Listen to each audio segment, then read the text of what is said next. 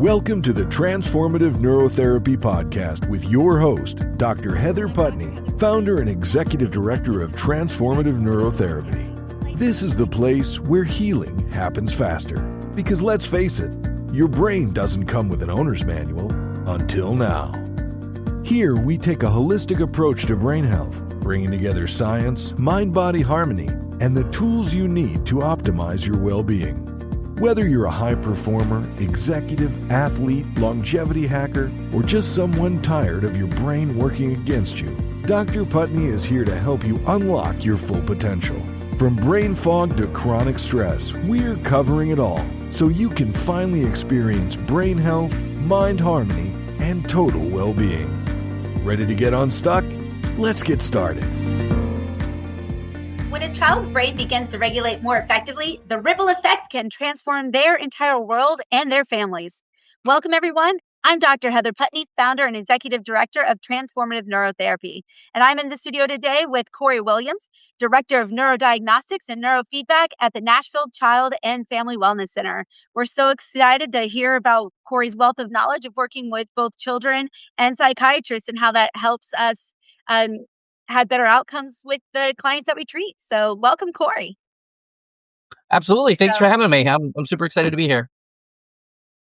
Yeah. So, Cory, we know each other from outside of the podcast, and I know that you're doing incredible things in the world. And one of the things in the world of neurotherapy, and one of the things that Cory is so well known for is kind of understanding in a different way the interplay between EEG and like kind of medications, and how that informs, medication choices or helps improve outcomes in neurotherapy, especially with children, because that's the psychiatry group that you work with, correct?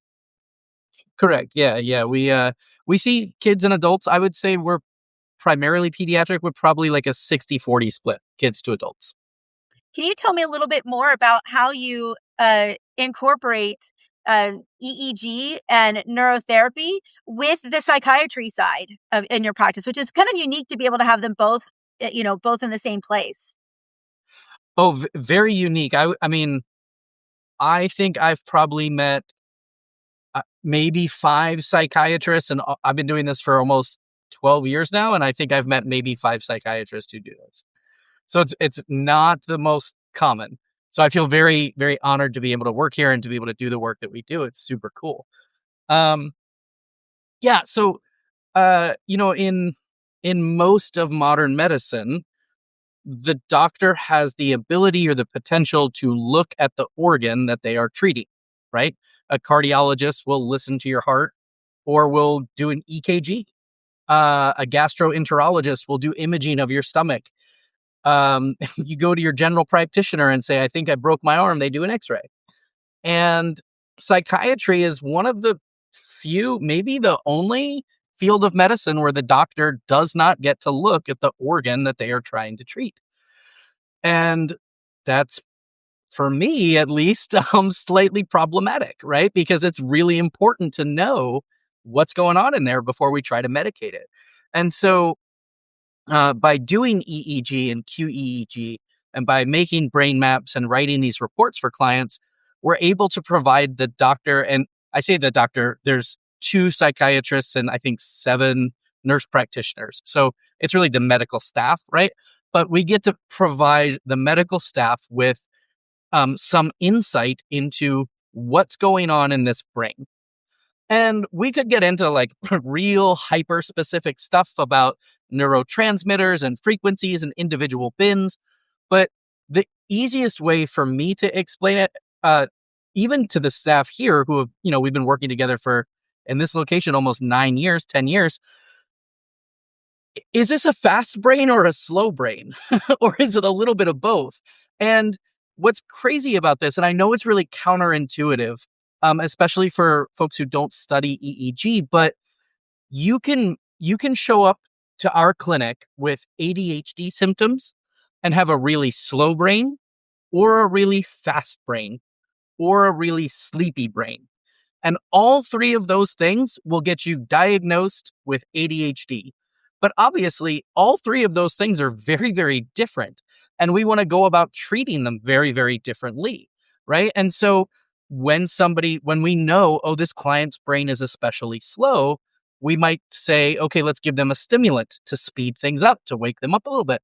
When we know that a client's brain is especially fast, we might go more the sort of like traditional anxiolytic route to try and slow things down.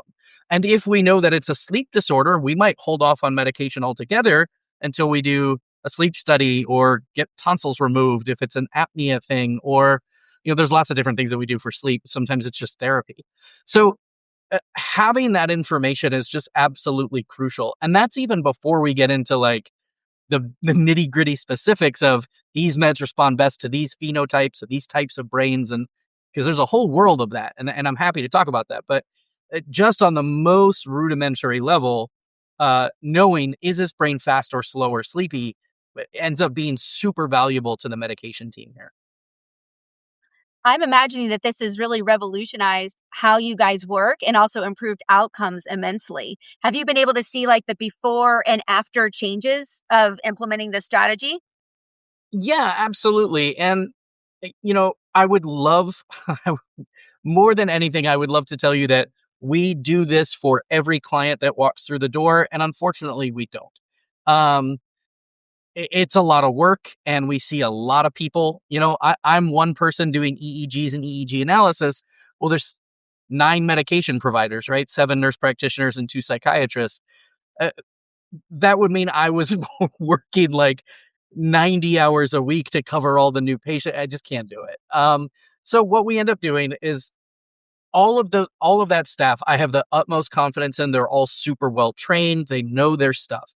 And usually with a few questions, a little bit of a kind of feeling out process, they can get a feel for where the client is and what type of medication they need. But if that feeling out process is misleading or wrong, or they try meds and they don't work, that's when kids and adults get sent to me, right? So I'm not the first person that everybody sees, although that would be super cool, but we end up seeing the really, really tricky ones. And that ends up being beneficial for a lot of reasons. Can we go on the antipsychotic tangents and epileptiform discharges? Go ahead. Oh, fantastic. Please. So, yeah, thanks. That's really bored. Yeah. So there are within the brain, right? Sometimes these things that we see in an EEG, it looks like a spike followed by a really big slow wave. And we call that an isolated epileptiform discharge. Now, sometimes those can build up into a seizure, right? And sometimes not. And that's not really our decision to make if it's a seizure or not. When we see those cases, we refer them to neurology if there's a suspicion of seizures. But from a medication perspective, this ends up being crucially important. So the literature that we have suggests that, one, if you have these discharges, you are more likely to experience mood swings, outbursts, lapses in focus, lapses in executive function, and then also poor stress tolerance. So we know that it might not be a seizure, and a neurologist might call it benign, but it is not benign from a mental health perspective, right? Nobody wants to have lapses in focus and wild mood swings. So we know that it's important. We know that these things occur in about, I believe the number is around 7% of the population, just at large. However, it happens in about 30% of the population with ADHD, or that's diagnosed with ADHD. And it happens, now this part's really interesting, in about 65% of the population that's diagnosed with autism spectrum disorder. And if you look at all of the studies in which they look for these things in ASD populations, most of them find these discharges, right, these IEDs, in about 60 to 70%. One of those studies did a sleep study on people with autism, and they found 90% of their patients or their clients in that study had isolated epileptiform discharges. So the prevalence of these is much, much higher in autism populations. It's actually much, much higher in anxiety populations and ADHD populations too, compared to the norm. Now, why is this so important? Why did I want to go down this rabbit hole? Well, when you have these IEDs and an EEG, it means that there is a functional instability. The brain is not working the way we expect it to work. And this becomes really important with medication because if you give these brains antipsychotic medication like Abilify or Risperdal, those drugs lower seizure threshold. They make the brain less stable overall. Sometimes that's what you want if a brain is really locked in, right? You need to like decrease some of that like locked up stability. But these brains are already unstable. So when you give them antipsychotic medications, these people get worse. And sometimes they develop seizures or seizure disorders that they didn't have beforehand. So by looking at the EEG prior to starting medication, we can see these epileptiform discharges, and it helps us to say, oh, actually, Abilify is going to not only not help, but make things worse. Instead, let's try an anti-seizure medication like Lamictal or Depakote, which, when given by a neurologist is anti-seizures, but in our world in mental health, it's used as a mood stabilizer. And those stabilize the EEG. And so what we end up with then is correctly medicating these kids for what's really going on. So much of mental health and psychiatry, you are basing your decisions on what medication to use based off of symptoms and presentation, right? How does this person appear in my office? What are they complaining about? But by adding the EEG, we're able to then base our medication decisions on what does your brain look like it needs. And sometimes that's something that we wouldn't think of at first, but actually ends up being a really important distinction. And so just within that population, if we only looked at ADHD and autism cases, all of the people who do EEGs are more likely to have better outcomes. I don't want to make this sound like we always get it right and it's perfect every time, because it isn't. But the outcomes are greatly improved. I mean, I can think of dozens of cases off the top of my head where just by identifying, hey, this brain is unstable, let's switch to a mood stabilizer, we have had tremendous success, or far more success than we had up to that point. So what I don't have for you is hard data. So I would love for us to be able to publish some of this data to show, right, like how much better it is improved. But when you work in a clinic, publishing research papers is like the push to the back burner, right? Because you're seeing clients all day, you're processing EEGs all day, you're meeting with therapists and psychiatrists all day, and so the goal is for us to eventually start to publish some of this data, but we're just not quite there yet. Yeah, and I mean, I work in a mental health agency. I don't have the luxury of having a psychiatrist, in the office. But the types of clients that I get, quite like kind of like you mentioned, a lot of the EEG cases you get are the more complex clients, even from your own clinic. And a lot of the clients that I'll get are those that have maybe done psychiatry and it hasn't really worked very well. The ones that tend to be a little bit more medication resistant. And of course, some of that background might be because they're not looking, under the lid or whatnot, to kind of know what their brain needs. Or sometimes they've tried a variety of things and it's just not working. So I'm curious, as you've done this, I mean, you have the ability to match the medication with the EEG in your practice really well. But I'm also wondering that you probably have this subset that maybe medication that doesn't work as well for them. And what do you do for those clients, or do you see that maybe that's different for you than for me? Oh no, absolutely. And I would say a lot of times what we run into is either medication doesn't work super well, or the medication works, but the side effect profile is so robust that the plus minus of the medication ends up being a net negative, right? Like, yeah, my focus got better, but I started chewing on my fingernails so much they were bleeding. It's like, well, that doesn't sound good either, right? So, okay, so what do we do then? In our practice, we always try to frame things through that biopsychosocial model, right? So the biology here is the brain. The psychology is the mind, how you think to yourself, what skills you have, what strategies. And then the social is the kind of the environment around you, right? And so one of the cool things about doing EEG is we get to rule out one of those pieces. So if somebody comes in, for example, and they say, I'm depressed, and you go through all your questions with them, mood is low, sleeping too much, not eating or eating too much, right? And you decide, I agree, this person is clinically depressed. And then you look at their EEG, and their EEG looks totally normal. It looks like just a regular, average, run-of-the-mill EEG. Well, what that lets you do then is rule out the brain side of this, right? The biology side of this. So then we can say, okay, look, your brain looks healthy. That's a great thing. I'm not saying you're not depressed. You are. But it means we can look at these other places to try to pinpoint why.